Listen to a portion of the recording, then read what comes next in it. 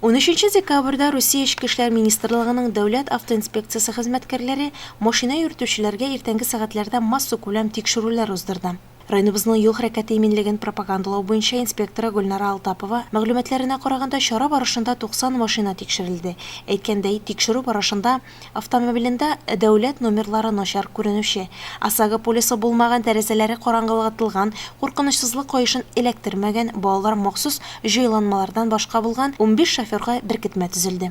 Машина белән исерек килеш идарә итү кебек тупас кагыйдә бозу очраклары ачыкланмаган.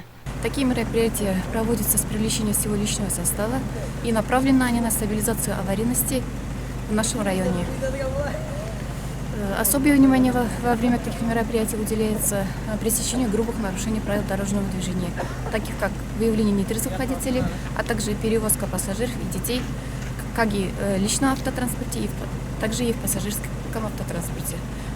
Желаем всем безопасных дорог, соблюдайте правила дорожного движения, берегите себя и своих близких. Аварияләрне тотрыкландыруга юнәлтелгән мондый рейдлар һәр атна сайын дәвам итә. Шулай ук 2019 елның 16 декабреннән 2020 елның 14 гыйнварына кадәр игътибар балалар профилактик операциясе уза. Ренат Хазимуллин, Луиза Шарафутдинова, Илеш телерадиокомпаниясе.